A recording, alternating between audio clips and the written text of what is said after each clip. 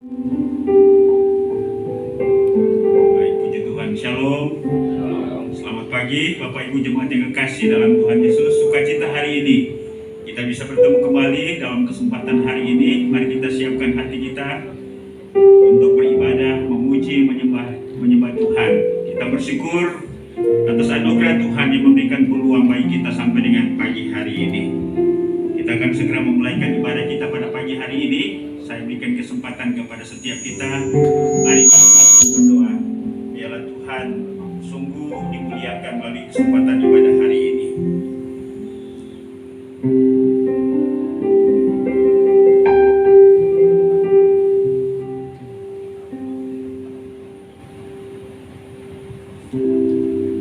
Yesaya pasal 53 ayat 3 sampai dengan ayat yang ke-7.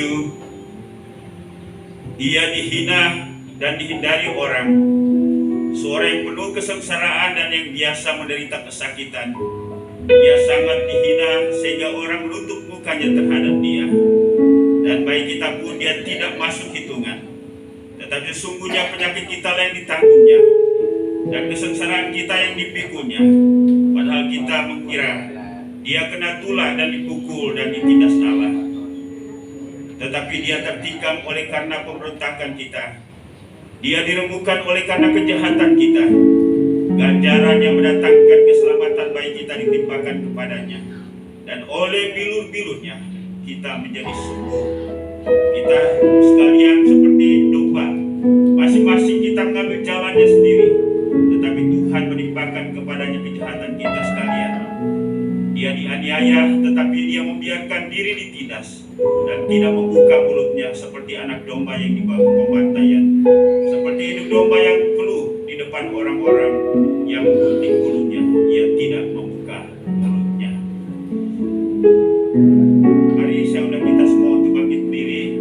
Kita angkat pujian, kita persiapkan pujian, katakan karya terbesar, kasih yang terindah. Kita sementara memasuki bulan-bulan di mana kita memperingati penderitaan dan kematian Kristus serta kebangkitannya. Karena itu mari kita siapkan hati untuk merenungkan kembali peristiwa yang besar dan ajaib ini yang telah menyelamatkan dan memulihkan kita.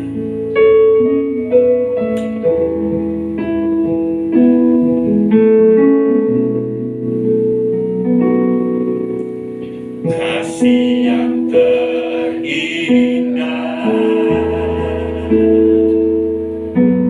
hati yang mulia, hanya ku temukan di dalam-Mu, Yesusku. Pujian dari hatiku selalu di setiap waktuku. Tiada pernah berubah kasih-Mu. Karya terbesar dalam hidupku, pengorbananmu yang selamatkanku. Engkaulah harta yang tak terhilang, yang ku miliki dan ku hargai. Yesus Engkau ku kagumi. Mari menyanyikan sekali lagi pujian ini. Biarlah kata-kata ini sungguh mengalir dari hati kita yang menyadari akan kasih Allah yang besar. Nyanyikan pujian ini, ucapkan nyanyian yang memuliakan Tuhan. Biarlah Tuhan selalu kembali memuliakan.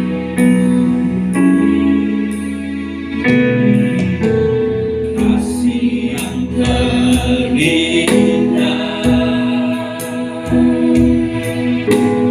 hati yang mulia, hanya ku temukan di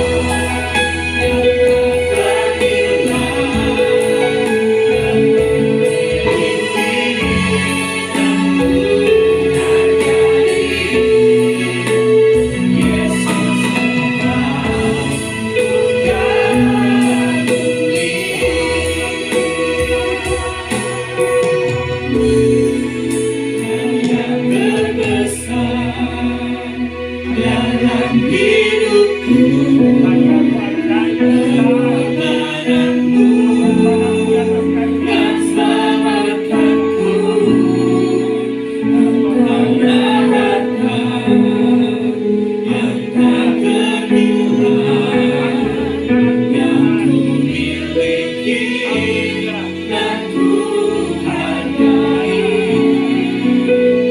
Yesus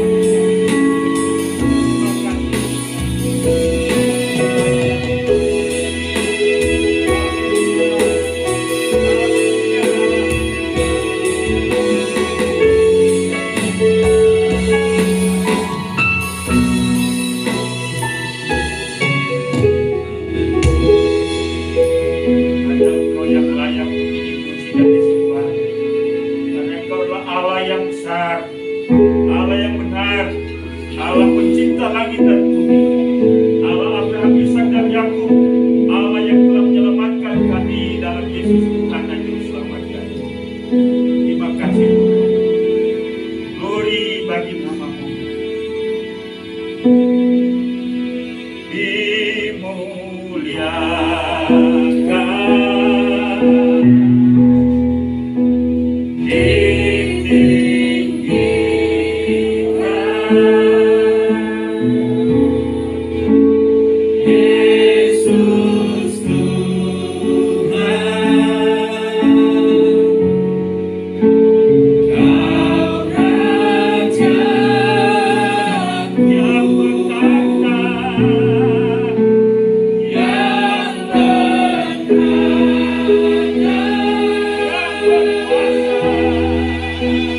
Yang berkuasa.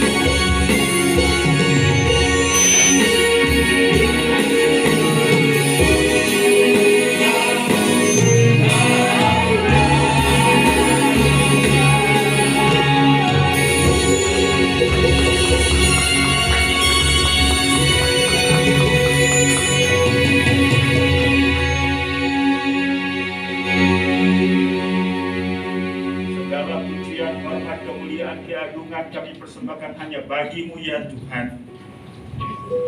Kami akan beribadah pada pagi hari ini. Kami akan memuji, menyembah-Mu, mendengarkan firman-Mu, bersyukur, bersekutu bersama-sama.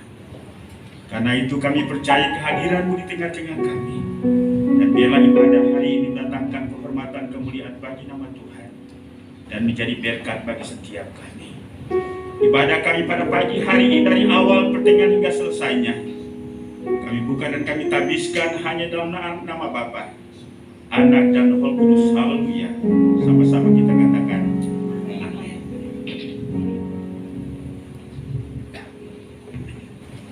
Nama Tuhan, Shalom Bapak Ibu Saudara sekalian. Ada sukacita pada pagi hari ini. Nama Tuhan, untuk kesempatan yang indah ini Tuhan masih izinkan kita untuk bersama-sama memuji besarkan nama Tuhan. Sebentar kita akan mulai ibadah kita akan masuk, kita akan memuji besarkan nama Tuhan. Kita angkat satu pujian, Denganmu Tuhan.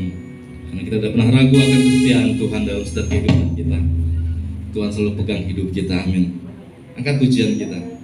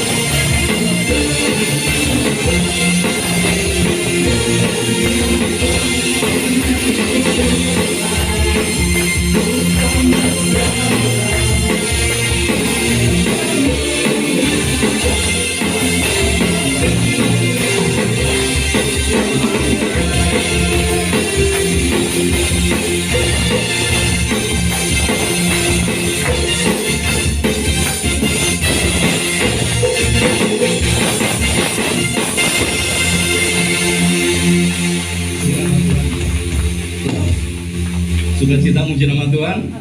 Saya persilakan duduk Bapak Ibu Saudara sekalian. Sebentar kita akan memberikan persembahan kita yang pertama. Dengan hormat Pak Agus untuk membawakan kantong persembahan.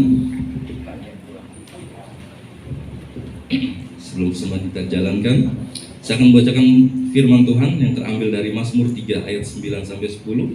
Muliakanlah Tuhan dengan hartamu dan dengan hasil pertama dari segala penghasilanmu, maka lumbung-lumbungmu akan diisi penuh sampai berkelimpahan, dan bejana pemerahanmu akan meluap dengan air buah anggurnya.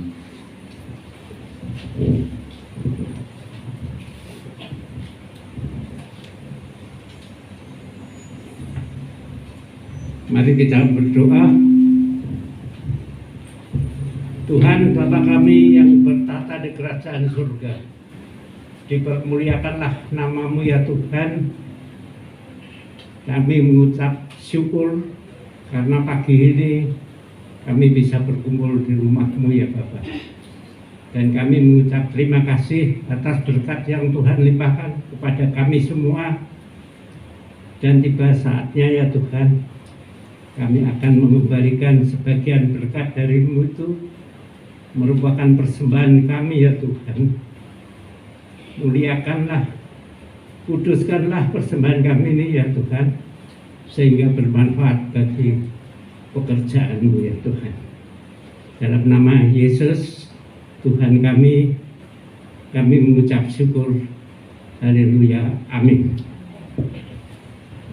Nama Tuhan, sambil persembahan kita jalan, kita angkat pujian, kecaplah dan lihatlah betapa baiknya Tuhan itu. Kita bersyukur bagi Tuhan, segala permohonan hanya bagi Tuhan, karena Allah yang mengasihi kita.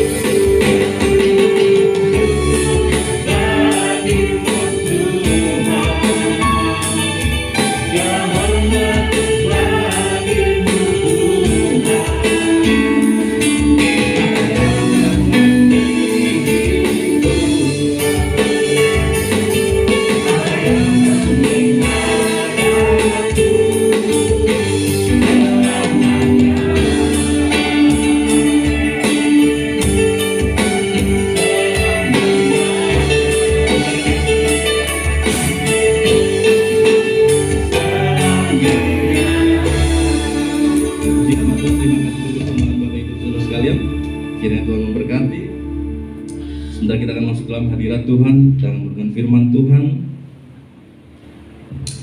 Biarlah setiap firman Tuhan yang ditaburkan boleh berakar, bertumbuh dalam kehidupan kita, bahkan berbuah.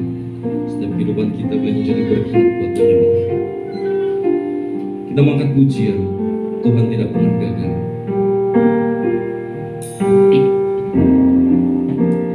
Haleluya, syukur bagimu Tuhan.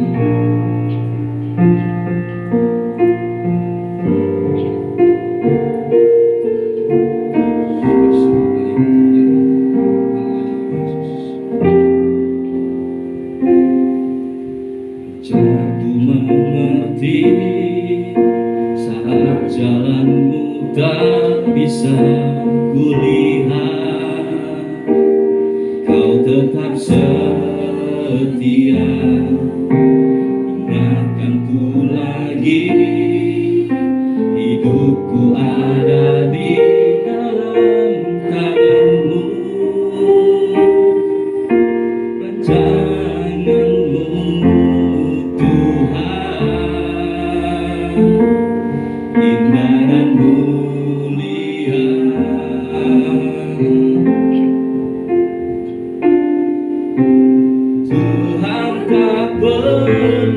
gagal, sanggup buktikan janji setiamu untuk selamanya. Imanku berkata, Tuhan tak pernah gagal. Pujian kembali dari awal, karena setiap kata kalimat boleh mengerti dalam kehidupan kita. Kita bisa melihat kalau jalan Tuhan tidak bisa kita lihat, tapi kita tetap setia di dalam Tuhan, karena kita percaya hidup kita ada dalam tangan-Nya. Jadi sungguh lagi masuk dalam hadirat Tuhan dengan setiap kata kalimat pujian itu. Aku mengerti saat jalanmu tak bisa kulihat, demi Tuhan kau tetap setia. Ingatkanku lagi, hidupku ada di dalam tangan-Mu. Rencana-Mu Tuhan, indah dan mulia.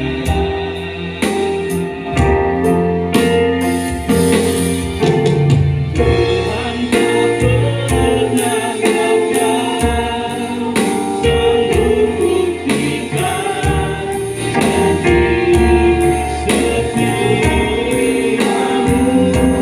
untuk selamanya. Imanku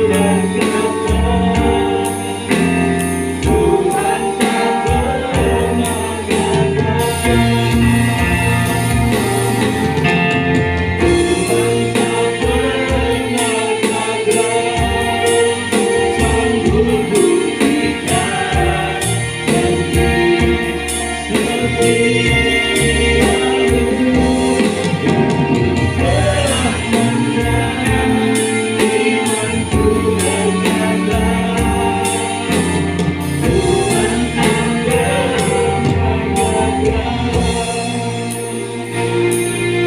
Kemudian kita kembali lebih sungguh lagi, saya undang Bapak Ibu untuk bangkit berdiri. Haleluya Yesus. Kita percaya pada kegagalan kita. Aku mengerti saat jalanmu tak bisa kulihat, kau tetap setia. Ingatkanku lagi, hidupku ada di dalam tangan-Mu.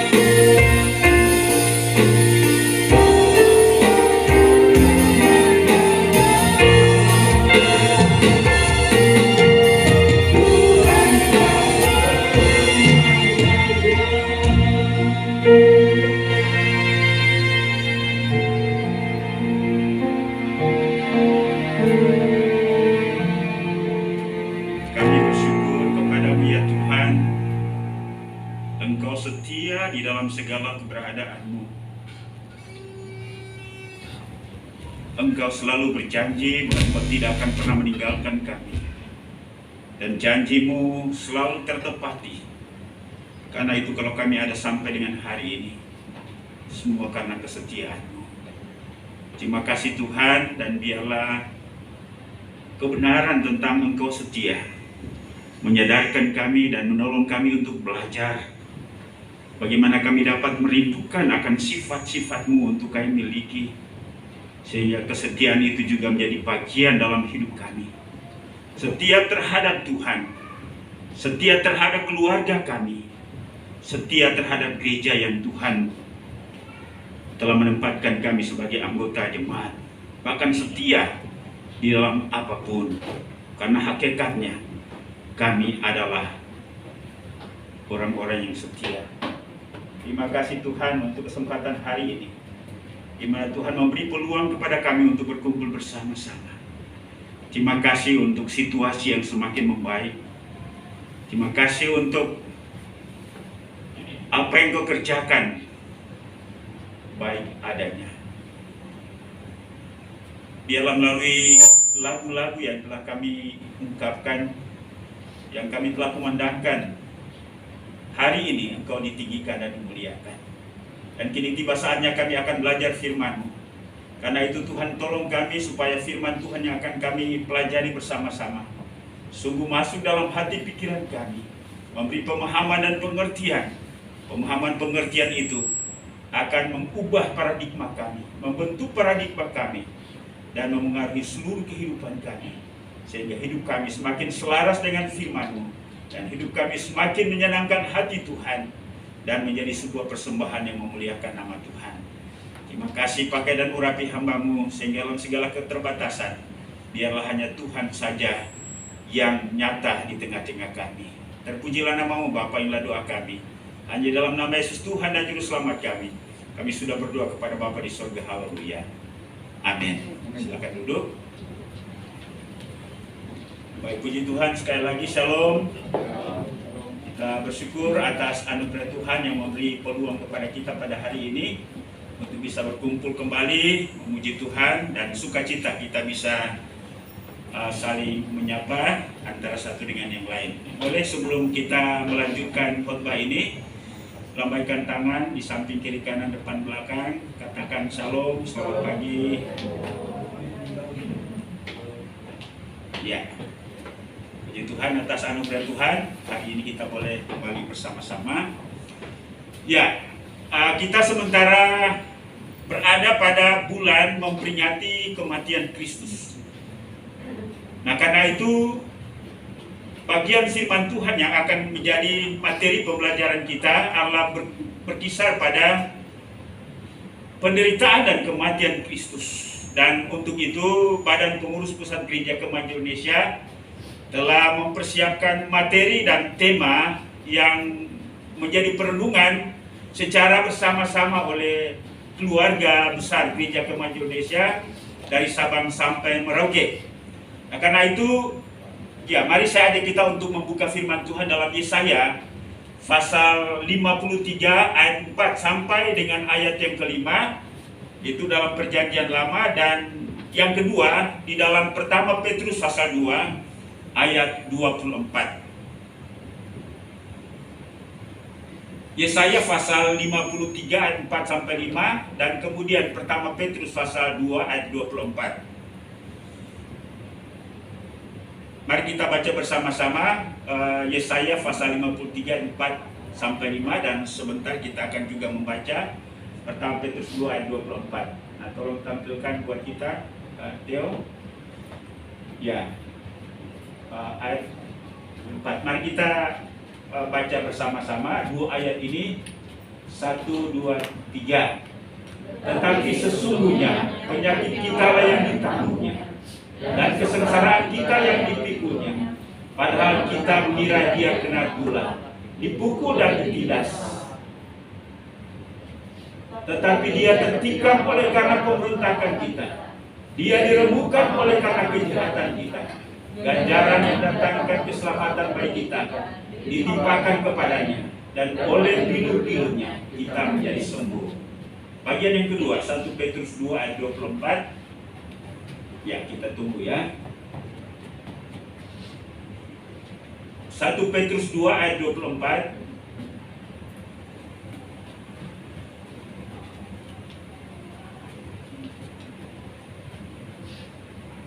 Satu, dua, tiga.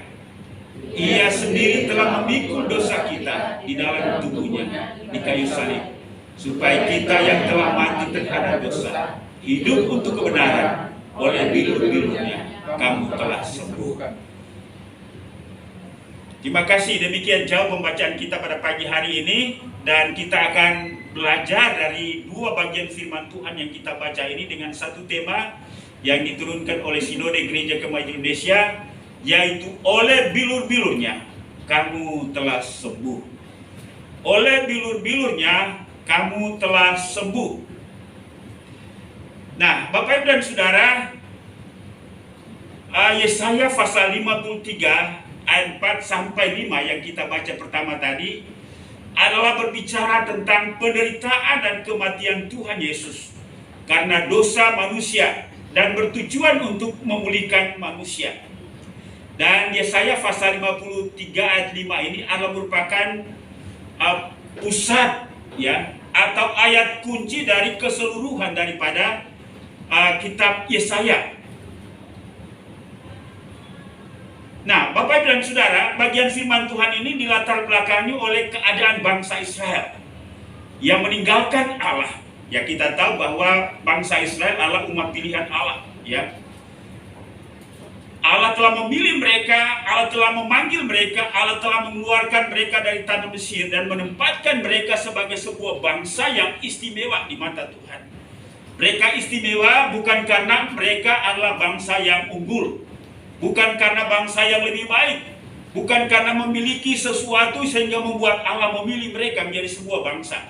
Tetapi oleh karena kasih-Nya, anugerah Allah, Allah memilih mereka. Itulah kebaikan Allah yang luar biasa, sehingga Ia memanggil mereka keluar dari tanah Mesir dan menempatkan mereka di tanah Kanaan. Tetapi kita tahu bahwa bagaimana seiring dengan perjalanan waktu, seiring dengan sejarah bangsa ini, mereka tidak lagi patuh dan setia kepada Allah. Dan puncaknya di zaman Yesaya, mereka membelakangi Tuhan, mereka meninggalkan Tuhan. Itulah sebabnya kalau kita membaca dalam Yesaya pasal 1 ayat 3, bagaimana Tuhan membandingkan bangsa ini dengan lembu. Ya, Tuhan berkata dalam Yesaya pasal 1 ayat 3, lembu mengenal pemiliknya, tetapi Israel tidak. Ya, manusia dibandingkan dengan lembu. Nah, kalau Bapak Ibu perhatikan kalimat ini, lembu mengenal pemiliknya, tetapi Israel tidak. Mana yang lebih baik, lembu atau Israel? Kan kebangatan kan? Yang kedua, mereka juga dibandingkan dengan keledai. Keledai mengenal palungan yang disediakan tuannya, tetapi umatku tidak memahaminya. Ya, ada satu ungkapan yang mungkin kurang lebih sama.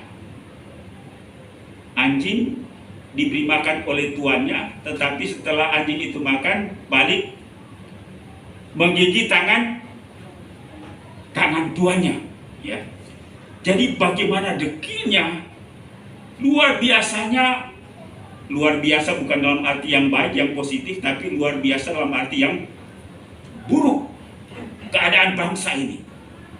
Ya, dan lebih lanjut, kalau kita memperhatikan dalam pasal 1 ayat 4, bagaimana kondisi bangsa itu dijelaskan oleh Nabi Yesaya sebagai bangsa yang berdosa, kaum yang syarat dengan kesalahan, keturunan yang jahat-jahat.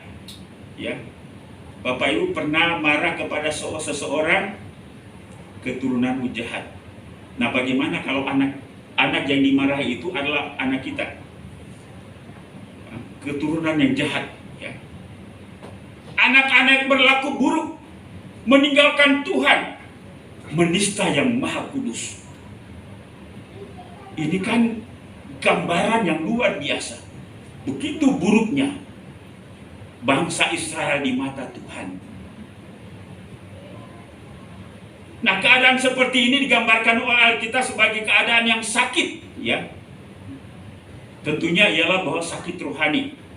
Karena itu dalam Yesaya pasal 1 ayat 5, firman Tuhan berkata, "Di manakah kamu mau dipukul lagi? Kamu yang bertambah murtad, seluruh kepala sakit, seluruh hati lemah lesu, dari telapak kaki sampai kepala tidak ada yang sehat, bengkak dan bilur, dan luka biru, tidak dipijat dan tidak dibalut, dan tidak ditaruh minyak." Ketika saya mempelajari, membaca bagian firman Tuhan ini, lalu kemudian saya memutar film The Passion of Christ, ya, yang dibuat oleh Mel Gibson, baru saya paham dan mengerti, ya, bahwa kondisi bangsa Israel itu yang pada akhirnya ditebus oleh Kristus. Dan bagaimana kita melihat ketika Kristus dianiaya, tidak ada bagian tubuhnya yang sehat, mengalami luka-luka, mengalami memar, mengalami sesuatu hal yang sangat menyedihkan. Nah, keadaan sakit rohani Israel sebagai sebuah bangsa keturunan Abraham, Ishak dan Yakub sebenarnya merupakan gambaran dari keadaan rohani Israel rohani, yaitu kita, seluruh dunia, dan memerlukan pemulihan dari Allah. Bangsa Israel adalah bangsa sebagai sebuah bangsa dalam arti suku. Secara politik, ya, walaupun ada negara-negara yang tidak mengakui dia sebagai sebuah bangsa, ya, tetapi mereka adalah sebuah bangsa. Dan mereka tidak hanya berada di tanah Palestina, mereka tersebar di seluruh dunia, bahkan di Indonesia. Nah, itulah sebabnya kalau Bapak Ibu melihat ada beberapa orang di Indonesia ini keturunan Yahudi, ya. Nah, salah satunya konon Ahmad Dhani, ya. Cuma dia tidak percaya Yesus, ya. Kemudian siapa lagi? Nafa Urbach.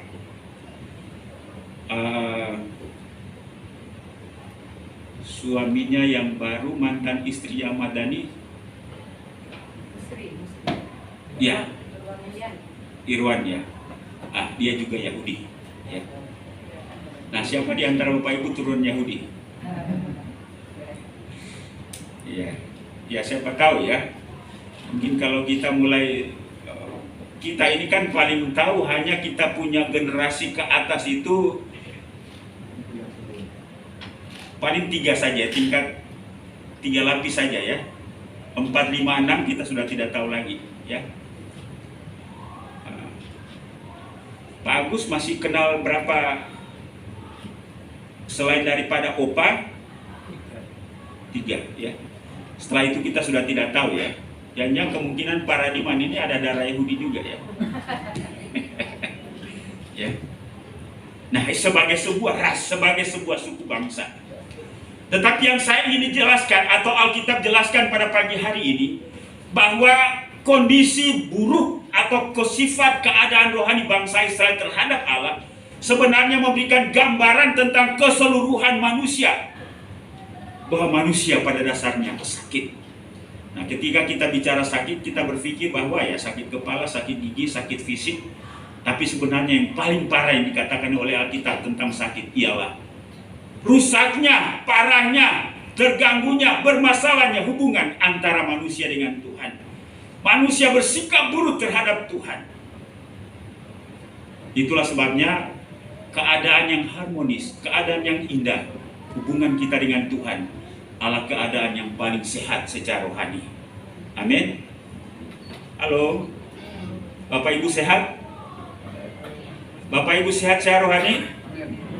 Ya, amin. Walaupun itu, ya, kalau kita menilai diri, ya, orang bilang setiap orang menilai dirinya baik, kan? Nah, tapi hanya Tuhan yang tahu. Tapi paling tidak ialah bahwa kita mengenal siapa sebenarnya diri kita dalam hubungan kita dengan Tuhan. Bapak Ibu dan Saudara, sebagaimana bangsa Israel tidak dapat dipulihkan dengan hukum Taurat yang diberikan kepada Musa, demikian juga dengan para nabi yang diutus Allah kepada mereka. Bahkan agama Yudaisme yang mereka anut tidak dapat dan tidak sanggup untuk memulihkan keadaan mereka. Sebenarnya pernyataan ini menjelaskan tentang apa bagi kita? Bahwa pada dasarnya, ya, kita punya dalam agama-agama ada kitab kan? Dalam kekristenan dikenal dengan Alkitab. Agama lain pun juga memiliki kitab-kitab yang menjadi rujukan mereka di dalam hal mereka percaya kepada Tuhan. Tetapi apakah kitab-kitab itu merubah perilaku hidup manusia? Halo Bapak Ibu? Tidak, kenyataannya paling tidak kita melihat bangsa Israel. Tidak. Dari generasi ke generasi, bagaimana hidup mereka selalu tidak berkenan di hati Tuhan. Yang kedua, tidak hanya mereka tidak hanya diberikan hukum Taurat, mereka juga diberikan hamba-hamba Tuhan atau nabi-nabi untuk menyampaikan firman Tuhan kepada mereka. Tetapi bagaimana hidup mereka? Bagus? Sesuai dengan standar kelayakan di mata Tuhan? Tidak. Demikian pun juga agama mereka, agama Yudaisme. Itulah sebabnya yang kita pahami ialah bahwa agama tidak bisa mengubah hidup manusia berkenan di hati Tuhan, walaupun agama itu tidak salah. Amin. Ya. Bahkan orang yang merasa diri paling beragama pun juga, ya. Saya kalau melihat komentar-komentar di televisi, orang yang memposisikan dirinya sebagai orang yang paling beragama, itu membuat saya bingung. Ya. Ini orang bicaranya benar, ya. Itu kebenaran itu diputar balik, yang salah jadi benar, benar jadi salah. Kalau Bapak Ibu lihat di YouTube itu, ya ada orang-orang yang menganggap dirinya paling beragama, ya. Tetapi ya membingungkan. Karena memang pada dasarnya agama manapun juga tidak bisa membuat manusia layak di hadapan Tuhan. Karena itu perlu intervensi surgawi, di mana Allah sendiri yang harus datang dalam wujud manusia, juga manusia menjadi hamba, supaya dia dapat menderita, terhina dan bahkan mati untuk menggantikan manusia. Ia disebut sebagai utusan Allah atau hamba Allah yang menderita dan dipandang hina dan buruk. Itu yang dijelaskan kepada kita dalam ayat 14. Kemudian ayat 2b, ya, dari Yesaya pasal 53, yaitu Kristus. Nah, Bapak Ibu, ini sesuatu hal yang sangat luar biasa, bahwa bagaimana Yesaya melihat ke depan 681 tahun, ya. Karena dikatakan bahwa kemungkinan Yesaya pasal 53 ini ditulis pada tahun 681 sebelum Masehi. Nah, secara umum jarak antara waktu Yesaya dengan Yesus itu kurang lebih 700, ya. Tetapi Yesaya sudah melihat ke depan tentang karya Allah di dalam satu pribadi, yaitu Yesus Kristus. Antara sampai dengan hari ini VOC pertama kali datang di Indonesia di bawah pimpinan siapa itu?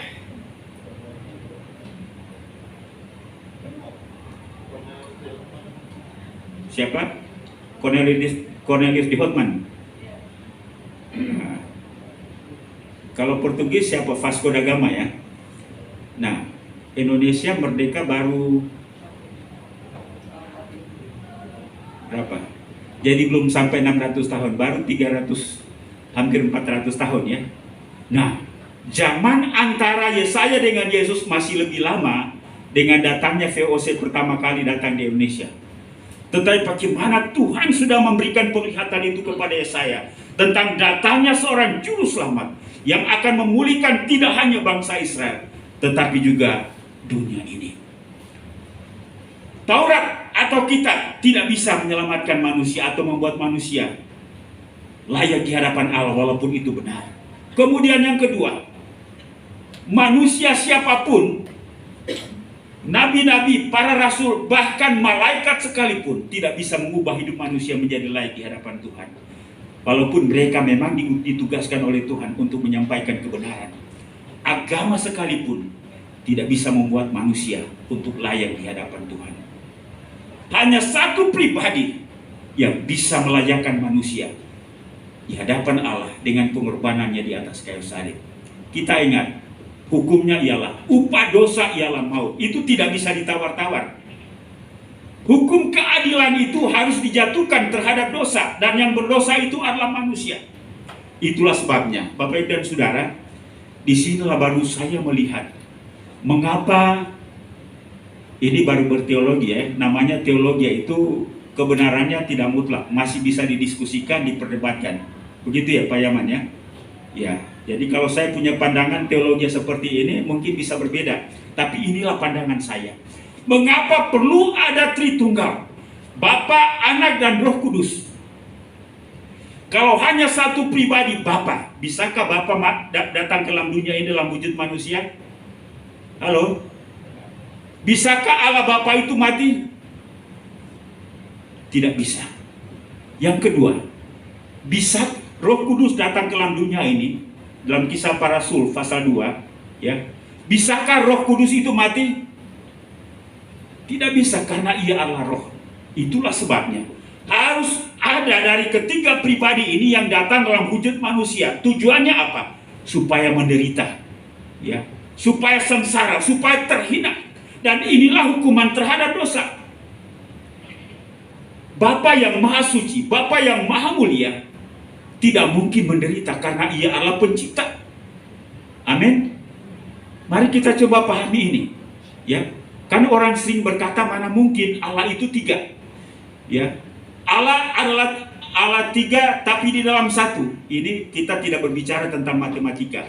Ini kita berbicara tentang pencipta yang bukan manusia. Lalu kita memikirkannya dengan pikiran manusia yang terbatas yang diciptakan oleh Allah. Lalu kemudian kita menjelaskan Allah yang bukan manusia itu dalam bahasa manusia. Mungkinkah? Sebenarnya tidak mungkin. Tapi ia yang berinisiatif memperkenalkan dirinya kepada setiap kita. Dan dalam batas-batas pemahaman dan kesanggupan pikiran itu, ia memperkenalkan dirinya. Tapi kita tidak mungkin mengenalnya, memahami, mengerti lebih daripada apa yang ia sudah karuniakan dalam pikiran kita. Karena ia sangat unik, sangat berbeda dengan apapun yang pernah kita pikirkan dalam pengalaman kita sebagai manusia. Bapak Ibu setuju? Ada seorang penulis berkata, ketika kita berpikir tentang Allah, itu ibarat kita sementara pergi di sebuah pantai, lalu kita memandang samudra yang paling luas. Kemudian ada sebuah wadah, mangkok mungkin, atau katakan botol aqua. Kita mengambil air yang merupakan bagian samudra itu, kita isi dalam botol itu. Mungkinkah kita berkata, di dalam botol ini ada samudra? Bisa? Kalau kita bandingkan dengan samudra itu, dengan air yang ada dalam botol itu, tidak ada artinya. Mengapa? Karena wadah itu terlalu kecil dan tidak mungkin memuat semua isi air yang ada dalam samudra itu. Demikian pun juga pemahaman pengertian kita tentang Allah. Kita tidak mungkin berkata, Allah itu ada dalam pikiran saya. Saya sudah memahami dan mengerti dengan sungguh. Bisa? Tidak mungkin. Tapi ketika ia memperkenalkan dirinya dalam batas-batas kemanusiaan kita, mari kita terima itu. Tapi kalau kita tidak memahaminya, jangan pernah berkata saya tidak percaya kepada Tuhan, karena itu tidak masuk dalam akal. Itulah sebabnya kenapa Paulus berkata, saya mengenal dia. Sama seperti dalam bentuk cermin. Pengenalan saya tidak sempurna. Apakah Tuhan yang tidak sempurna atau pikiran kita yang tidak sempurna? Pikiran kita yang tidak sempurna. Karena itu, Kristus harus datang ke dalam dunia ini supaya dia menderita. Kalau Bapa itu tidak mungkin menderita karena ia oknum yang maha mulia. Roh juga tidak mungkin dipukul secara fisik, ya. Itulah sebabnya Yesus datang. Bagi saya, inilah rahasia Tritunggal yang luar biasa itu. Ya, saya berharap bahwa kita bisa memahami dan menangkap ini. Amin Bapak Ibu. Yesus Kristus harus datang supaya dia menderita. Nah, di dalam keadaannya sebagai manusia dan hamba, ia harus mengalami pengalaman yang seharusnya dialami oleh manusia, yaitu kesengsaraan hukuman mati. Ia datang supaya menderita dan mati untuk menggantikan posisi kita sebagai manusia. Ia yang adalah Tuhan, ia adalah penguasa. Dan ia datang supaya menderita dan mati. Dan itu sesuatu yang pasti. Sehingga kita boleh memberikan sebuah pernyataan. Yesus datang untuk menderita dan mati. Tetapi bagi kita, ya mungkin manusia berkata ya dalam hidup dia boleh senang, boleh menderita. Tergantung nasib orang katakan kan. Tetapi memang Yesus datang harus menderita dan mati. Itu sesuatu hal yang pasti. Kalau ia datang tidak menderita dan pasti, maka tujuan Allah tidak sesuai dengan kedatangan Kristus. Itu kedatangan yang pertama. Mengapa dia harus menderita dan mati? Untuk menggantikan kita, manusia yang berdosa. Amin Bapak Ibu. Inilah sebuah kebenaran, ya. Itulah sebabnya saya coba membandingkan ajaran agama manapun dengan ajaran yang diajarkan oleh Alkitab. Apa bukti tindakan Allah di dalam upayanya menyelamatkan manusia? Upaya dan tindakan Allah dalam menyelamatkan manusia adalah Kristus datang dan ia harus menderita dan mati di atas kayu salib. Pertanyaannya, ajaran yang diajarkan oleh kitab lain atau agama lain tentang bahwa Allah mengasihi manusia dan menyelamatkan manusia, apa tindakan yang diajarkan oleh Allah dalam ajaran lain, oleh Tuhan dalam ajaran lain? Ada? Halo Bapak Ibu? Dalam kekristenan, Alkitab mengajarkan kepada kita bahwa tindakan Allah untuk menyelamatkan manusia adalah dengan karya salib, pengorbanan dan kematian Kristus. Ajaran agama lain untuk menyelamatkan manusia, apa yang diajarkan? Apa yang Tuhan lakukan? Tidak ada. Itulah sebabnya bagi saya inilah keunggulan Alkitab yang kita miliki. Karena itu mari kita pegang ini ya sampai akhir hayat kita. Ia datang supaya menderita dan mati. Dalam 2 Korintus 5 ayat 21 mengatakan, dia yang tidak mengenal dosa telah dibuatnya menjadi dosa. Karena kita, supaya di dalam dia kita dibenarkan, dipulihkan, disembuhkan oleh Allah. Pemulihan manusia dari dosa menjadi benar. Dari berdosa sebagai orang kudus harus melalui penderitaan dan kematian. Karena kita tahu prinsipnya ialah bahwa yang mencucikan manusia dari dosa hanya darah Kristus. Dan kalau darah mengalir, maka ada nyawa yang melayang. Dan Yesus yang sudah melakukan itu. Ia menggantikan kita dalam menerima hukuman. Karena kita tidak sanggup untuk menerima hukuman itu. 1 Petrus 2 ayat 24 yang kita baca tadi. Ia sendiri telah memikul dosa kita di dalam tubuhnya di kayu salib. Supaya kita yang telah mati terhadap dosa hidup untuk kebenaran. Oleh bilur-bilurnya kamu menjadi sembuh. Dengan tindakan penggantian, ya, Kristus menggantikan kita atas hukuman yang seharusnya diterima oleh kita manusia sebagai akibat dosa. Maka Allah memperkenalkan sebuah sistem hukum baru, yaitu hukum kasih karunia.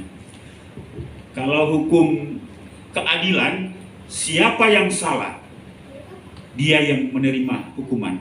Benar ya?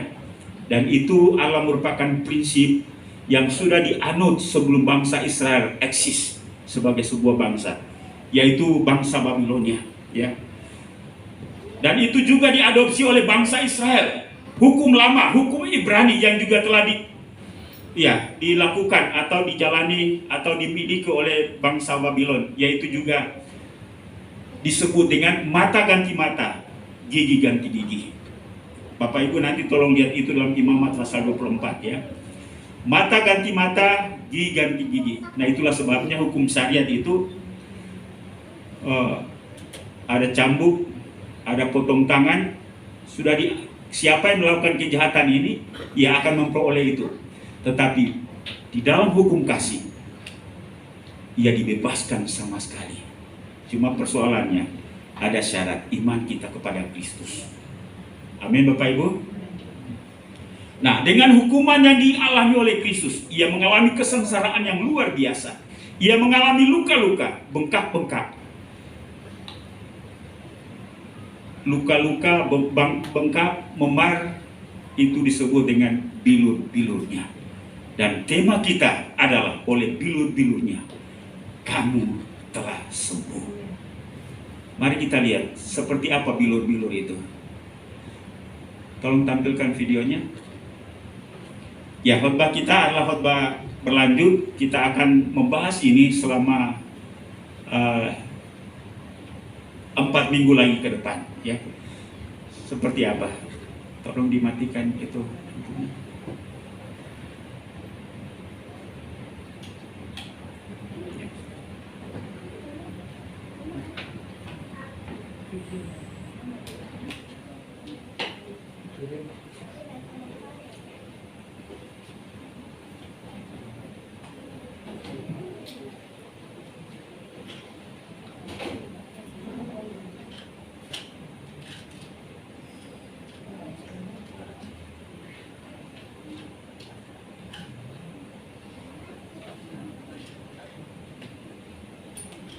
Bisa?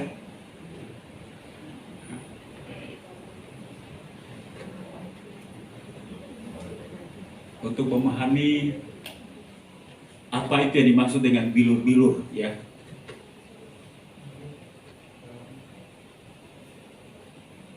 Suaranya tidak ada ya?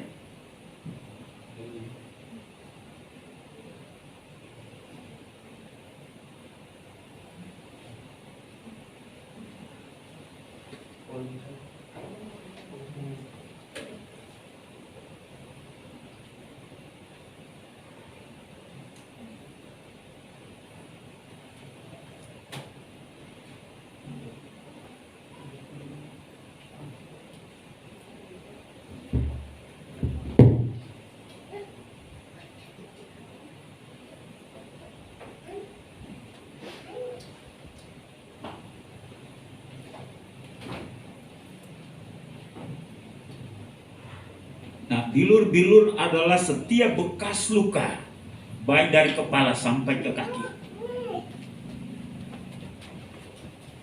yang dalam bentuk goresan, bengkak, memar, luka, itu yang disebut dengan bilur. Ya.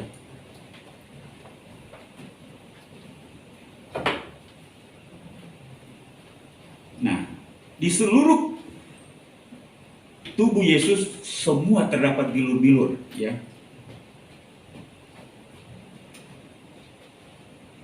Dan ini alat cambuk di ujungnya itu adalah besi berduri, ya.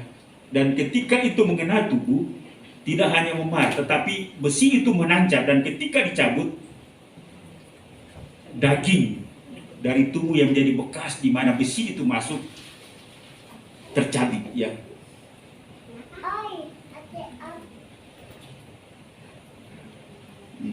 Inilah bilur-bilur yang terdapat belakang, ya.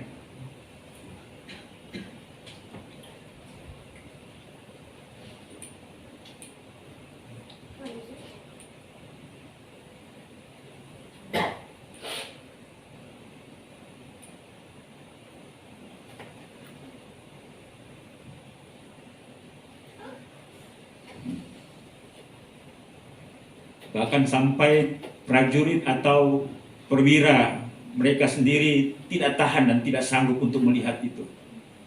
Nah, bilur-bilur berada di sekujur tubuh Yesus.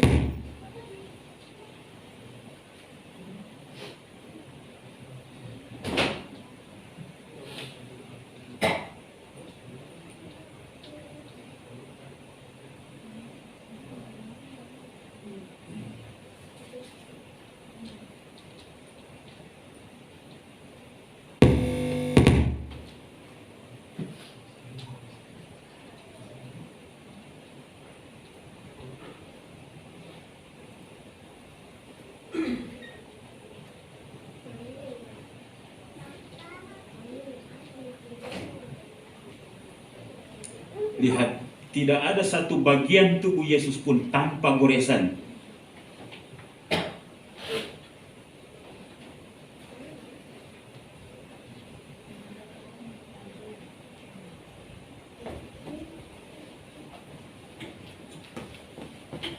Ya, mungkin cukup.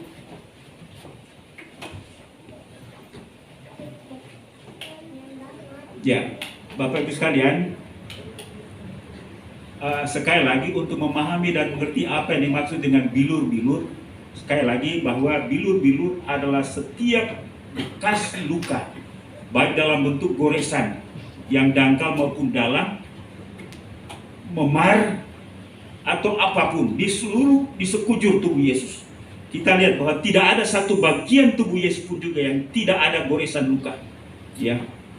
Dan memang saya sepakat dengan sutradara film ini, Mel Gibson. Inilah digambarkan oleh kitab Yesaya untuk menggantikan kita, hukuman kita yang seharusnya ditimpakan kepada kita, dan ia mengambil alih hukuman itu untuk menyelamatkan kita, untuk menyembuhkan kita. Begitu luar biasanya penderitaan. Tetapi kita mau ikut Kristus, hanya mau senang, ya, hanya mau senang-senang.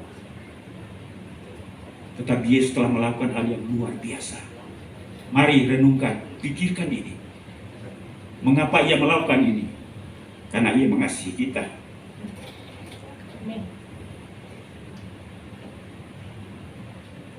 Kadang perasaan kita hanya terluka sedikit, kita tidak sanggup, ya, melakukan firman Tuhan yang Tuhan anjurkan kepada kita, kita tidak sanggup. Tapi Yesus mengorbankan segalanya untuk saya, untuk Bapak Ibu sekalian. Dan ia katakan, oleh bilur-bilurnya kita disembuhkan. Kita akan masih lanjut ke depan, beberapa minggu ke depan, dengan bagian firman Tuhan ini. Kiranya Tuhan menolong kita. Mari saya ajak tim musik ke depan.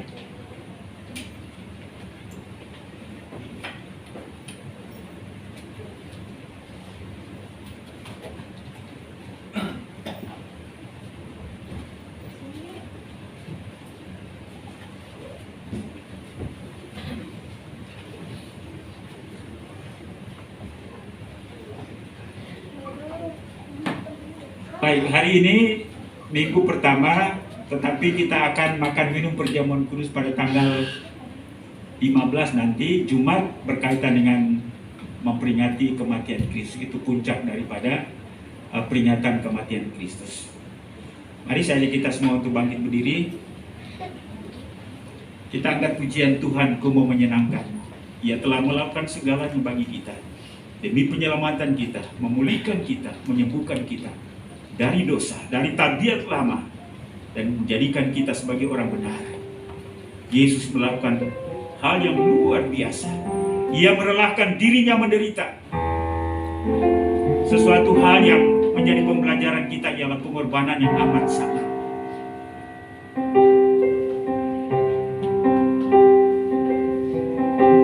Mari katakan, Tuhan, Ku mau menyenangkan.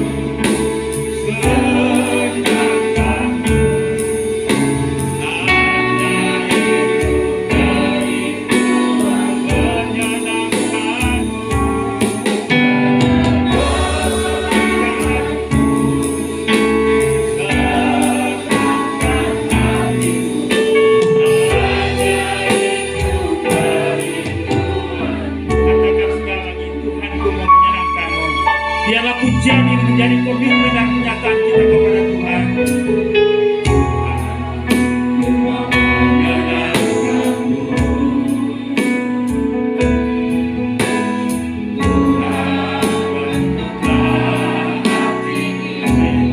Inilah kami pagi hari ini Tuhan, untuk kami.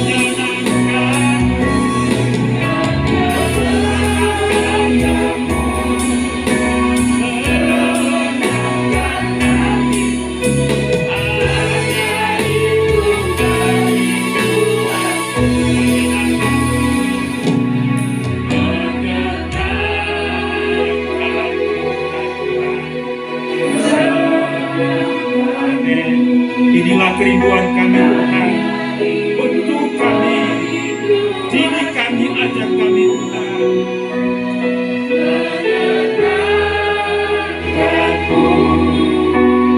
Senangkan hatimu, hanya itu kerinduan menyenangkanmu. Senangkan amin, hanya itu kerinduanku. Menyenangkanmu,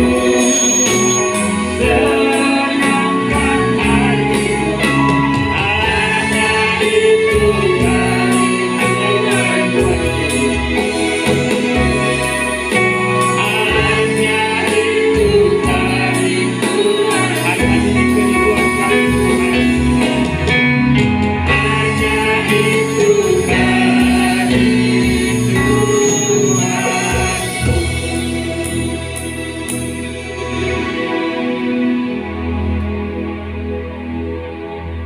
Engkau menilik hati kami Tuhan.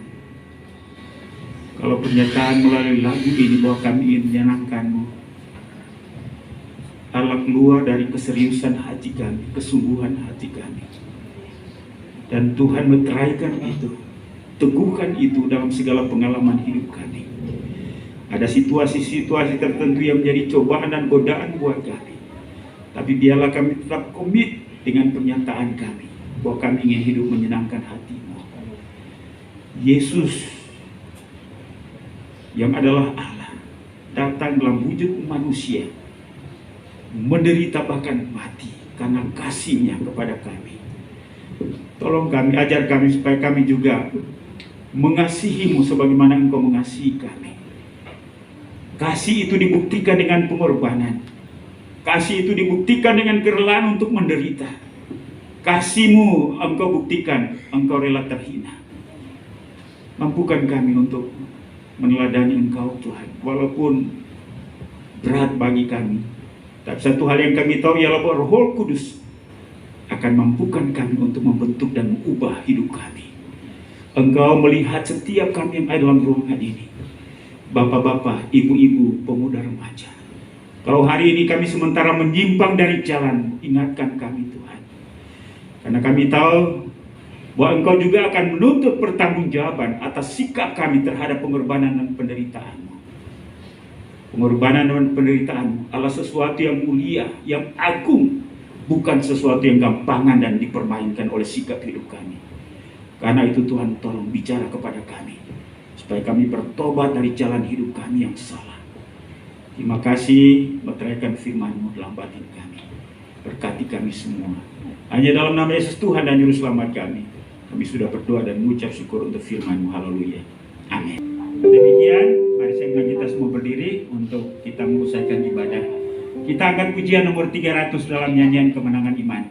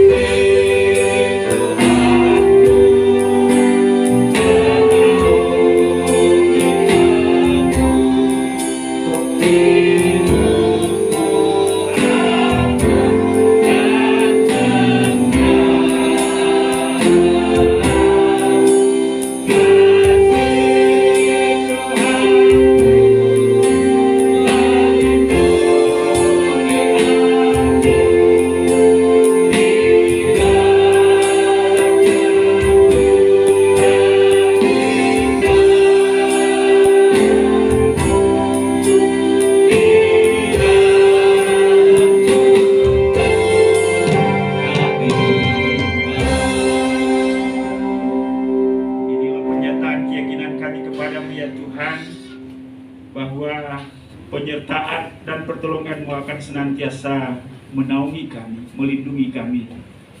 Dan itu sudah terbukti dalam segala pengalaman kami sampai dengan hari ini. Kami bersyukur dan berterima kasih untuk berlangsungnya ibadah kami hari ini. Tuhan sudah menyertai dari awal, pertengahan hingga menjelang berakhirnya. Doa, iman, harapan kami bahwa semua pujian, penyembahan kami, persembahan kami hari ini berkenan di hati Tuhan. Tuhan menerimanya untuk menjadi kemuliaan bagi nama Tuhan. Kami percaya bahwa Tuhan sudah memberkati seluruh jemaat-Mu dengan ibadah hari ini. Kami semua diteguhkan dengan puji-pujian, diteguhkan dengan firman-Mu, bahkan kami akan pulang dengan sukacita. Terima kasih untuk hamba-hamba-Mu yang Tuhan sudah pakai dalam pelayanan hari ini, yang menyampaikan firman-Mu. Worship leader, singer, pemain alat musik kolektan, penyambut jemaat multimedia. Tuhan, Engkau memberkati hamba-hamba-Mu. Dan janji-Mu ialah bahwa segala sesuatu yang kami lakukan bagi Tuhan tidak akan pernah sia-sia. Tuhan pasti memberi upah sebagaimana janji firman-Mu. Juga seluruh jemaat yang telah menghargai waktu Tuhan ini, kami dapat bersekutu bersama-sama pada hari ini, mengucap syukur bersama dengan hamba-Mu Ibu Liliana, Ibu Asyu, untuk kesehatan, kekuatan sehingga hari ini bisa masuk kembali bergabung bersama dengan kami dalam ibadah ini. Bahkan juga kekasih-Mu, saudari kami Sally, mana dapat bergabung bersama-sama. Kiranya Tuhan memberkati juga seluruh anggota jemaat hari ini. Kami percaya Tuhan, Engkau sementara berkarya dalam kehidupan kami. Kami berdoa kiranya situasi yang kami hadapi di waktu-waktu lalu semakin hari semakin berangsur-angsur menjadi lebih baik, sehingga kami dapat beraktivitas. Tuhan melenyapkan COVID-19 dan kami akan jalani kehidupan pelayanan, kehidupan rumah tangga, usaha pekerjaan kami. Terima kasih Bapa di sorga.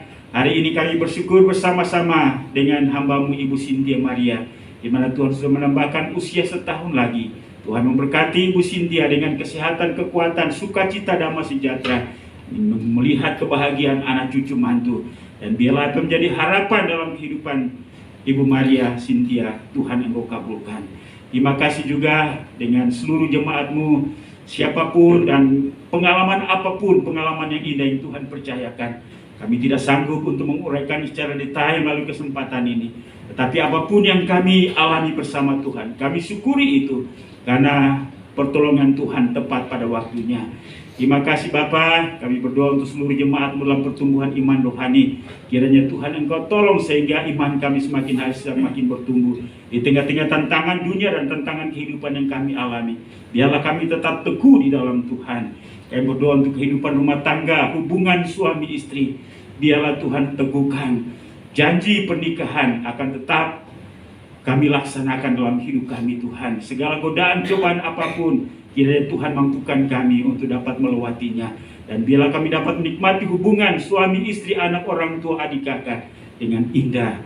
Terima kasih Bapa di surga. Demikian pun juga saya berdoa untuk usaha pekerjaan jemaat-Mu. Tuhan Engkau memberkati apapun yang mereka kerjakan, kiranya mendatangkan hasil ekonomi keuangan untuk mencukupi kebutuhan hidup.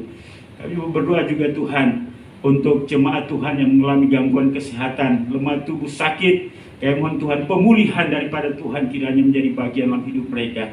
Khususnya hamba-Mu Pak Agus dengan kondisi penglihatan sudah ditangani oleh dokter, karena itu kami serahkan dalam tangan-Mu. Kiranya apa yang dikerjakan oleh dokter, Tuhan Engkau memberkati sehingga pemulihan penglihatan hamba-Mu semakin hari semakin lebih baik. Terima kasih bahkan juga jemaat-Mu yang mengalami gangguan kesehatan apapun.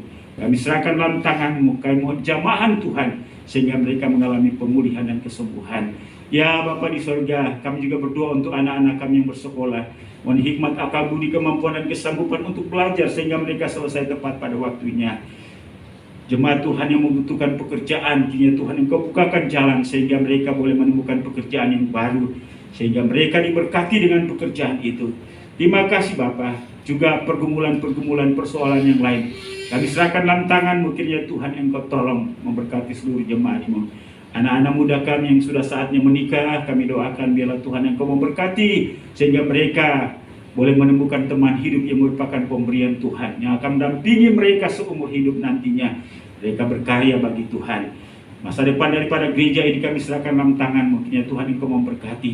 Jemaat Tuhan yang ada di luar kota, kiranya Tuhan Engkau memberkati Bapa. Kami terus teringat untuk hamba-Mu Pak Thomas yang ada di Irak, memberkati dalam seluruh tugas dan tanggung jawab. Berkati juga keluarga Ibu Novi dan anak-anak di Harapan Indah. Kami juga berdoa untuk Ibu Maria Citra bersama dengan anak yang ada di Semarang. Ya Tuhan memberkati. Bahkan hamba-hamba-Mu yang lain dimanapun mereka berada. Penyertaan Tuhan sempurna bagi mereka. Bapa di sorga, sekali lagi kami menyerahkan gereja ini, masa depan gereja ini dalam tangan-Mu. Kiranya Tuhan Engkau tolong dengan segala keperluan, kebutuhan-kebutuhan pelayanan. Satukan jemaat-Mu untuk membangun gereja ini.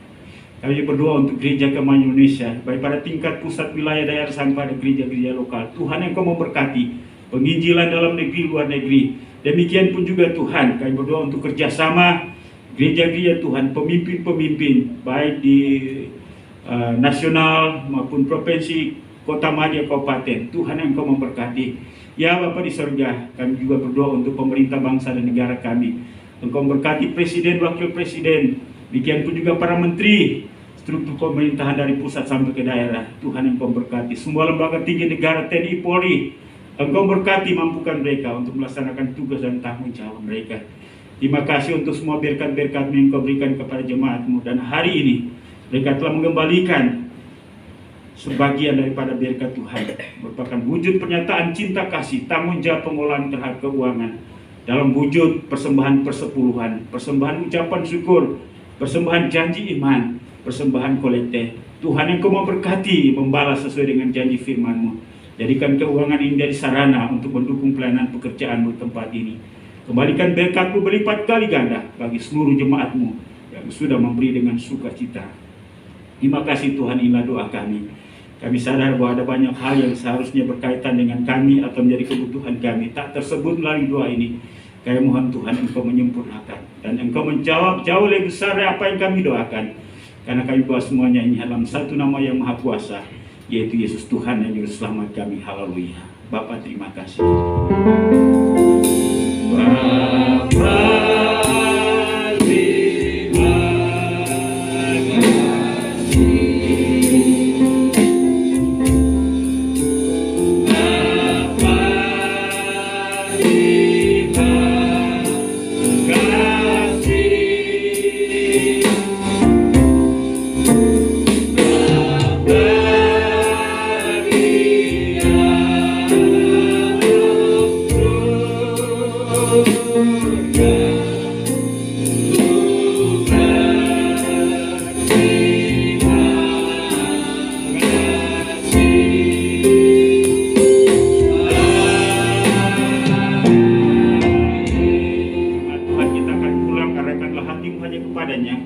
apa yang telah disampaikan kepada kita pada hari ini.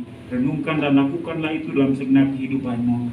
Dan biarlah kasih karunia daripada Allah Bapa, anugerah dan damai sejahtera dalam nama Tuhan Yesus, serta pimpinan penghiburan pertolongan Roh Kudus menyertai kita sekalian hari ini, bahkan sampai Maranatha, Yesus datang untuk menjemput saleh-salehnya. Haleluya. Sama-sama kita katakan amin. Silakan duduk. Kepada kita sudah selesai, Tuhan memberkati. Sampai kita berjumpa kembali pada kegiatan-kegiatan ibadah yang lain di waktu-waktu mendatang. Tuhan memberkati.